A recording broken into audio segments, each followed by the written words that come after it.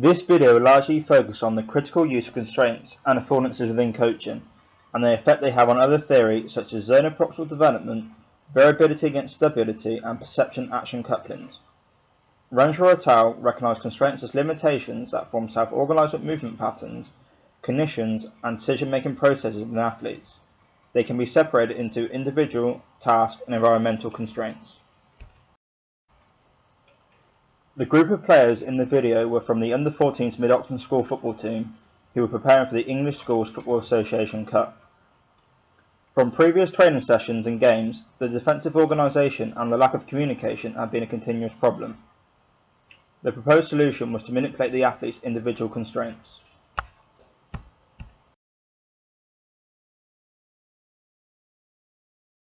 He'll be blindfolded. What's your job going to do then? Talk to him, creating a picture. The purpose of this activity was to constrain the individual sight through the use of a blindfold. Individual constraints are identified by Kidman and Hanrahan as the distinctive structural and functional characteristics of athletes, including the mental, physical, and emotional dynamics of performance. The idea of this practice design was that it would afford the need of simple, constant, and effective communication for defensive organisation within the fullback centre-back micro-unit. off you go.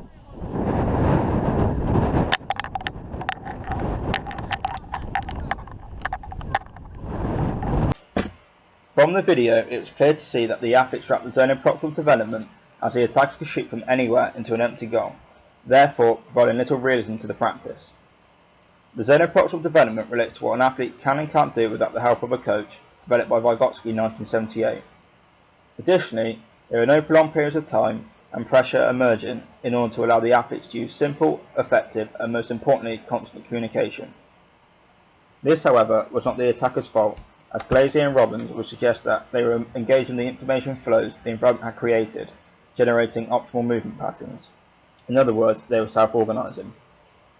If the session would have continued like this, arguably the fullback centre-back micro-unit would have self-organised their movements to defend deep in front of the empty goal, effectively acting as a goalkeeper, as this was probably the best solution to the problem. This critically did not make the practice game realistic, as this will never be the solution with actual gameplay. It is recognised that using a game-orientated approach provides athletes the opportunity to tune their perception-action couplings. The notion of perception-action couplings revolve around athletes perceiving a constraint or affordance within the environment, which would also be there in a game, followed by a motor action.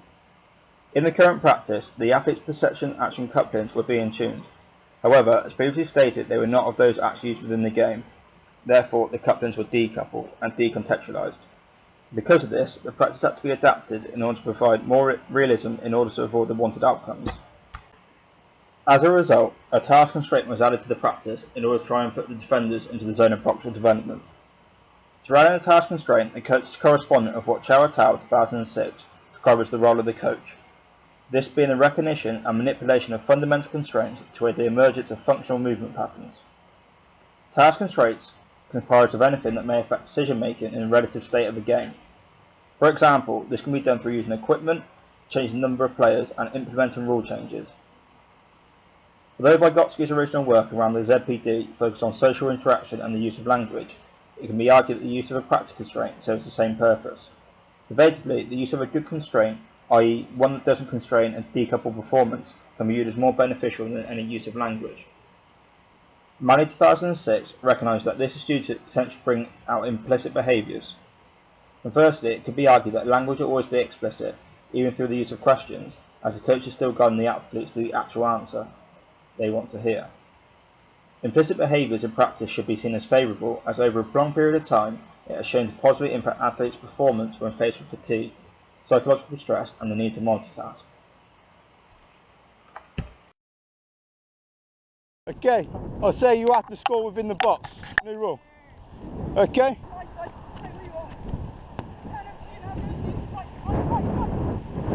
Good.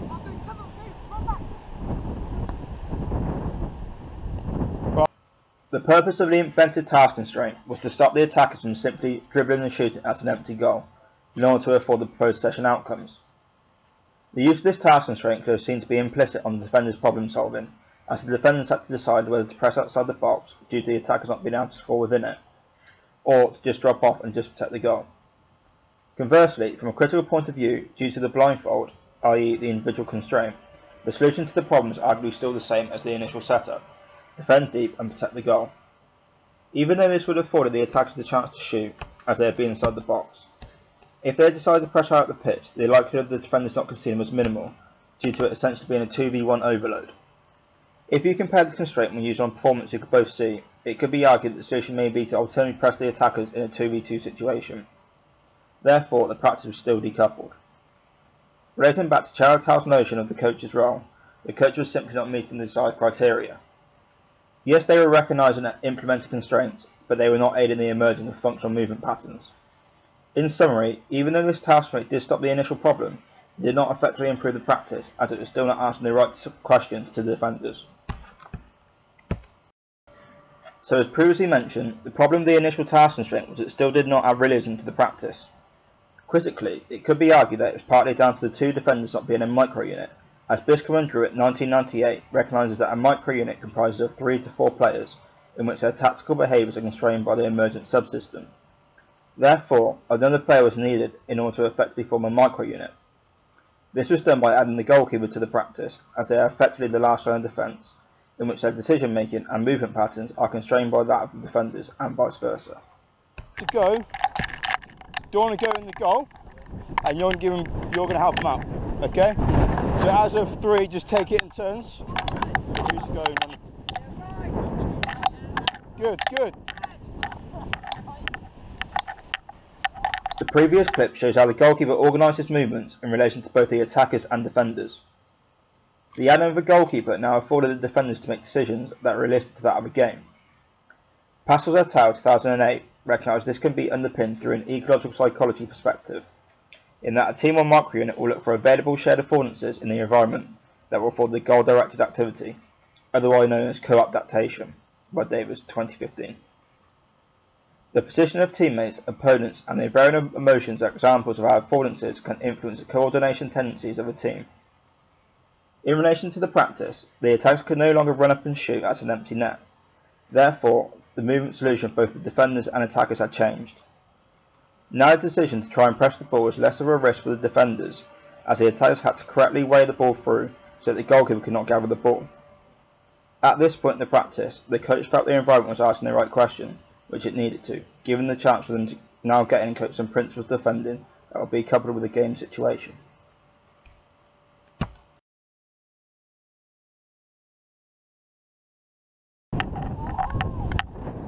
Attackers should be using this now. Okay. A bit of a bell in it. In order to further afford the player who was blindfolded, a bell ball was introduced. The idea was that the player would be able to make more informed decisions due to them being able to tell where the ball was relative to them. However, due to the natural environmental constraints, i.e. the gale force winds which were present, the planned affordance actually constrained all players involved within the practice. This is because the bell ball struggled to be played forward due to the velocity of the wind, while the sound of the ball could also not be heard. As previously mentioned, this was a pre-planned affordance when designing the session, in which even though the coach knew this would likely be the outcome, they still used it as an affordance. Relating to the coaching literature around the expertise, the adding of this affordance to the offenders can therefore be seen as a novice move. Skemp and Johnson identified that compared to expert coaches, novices tend to be over-prepared who follow a set-in-stone plan. In other words, they lack adaptability. Although by the end of the practice, the amount of communication did increase, the realism and the application to the game still lacked. In Travassos et al.'s 2011 paper, which focused on the interpersonal coordination and ball dynamics in futsal, the authors talk about how sub-phases are characterised by coordinated behaviour patterns that emerge as a result of self-organising processes. These dynamic patterns are generated within functional constraints, with players and teams exerting mutual influence on each other. From this, relating back to the practice, the authors would suggest that defensive micro-units' behaviours are all equally dependent, therefore it is mutual.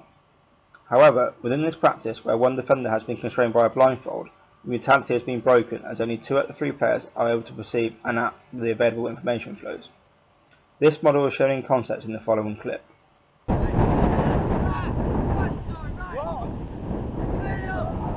Therefore, no matter how many tasks or environmental constraints were added, the practice would have always been decoupled, with the dire mutuality never complete.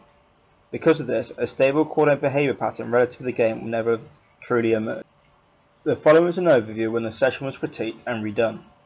For the previous reasons, when the session was done again, the blindfold was not used. Considering that communication is the linchpin of organisation, the solution was to disrupt the defensive organisation, i.e. create some form of instability within the microunit, while still keeping the information flows viable and mutually dependent. The following practice line was used. The three defenders shown in yellow started organised before a task constraint was used to cause instability, whereby the coach shouted out 1, 2 or 3 colours. 3 colours meant all defenders had to run to their chosen colour before rejoining play. 2 colours meant the left back and right back, and 1 was the centre back only. On the whistle, the attackers could start to attack the goal. In doing so, the dyad became destabilised and disorganised. However, different to the original practice design, all 3 players were able to access the shared information flows, and decisions were mutually dependent. Through this task constraint, the need for communication became implicit, as this was the key determinant of the dyad reorganisation. These are the key points to take away. Critically self-reflect on every constraint used within practice and their implication on other theory.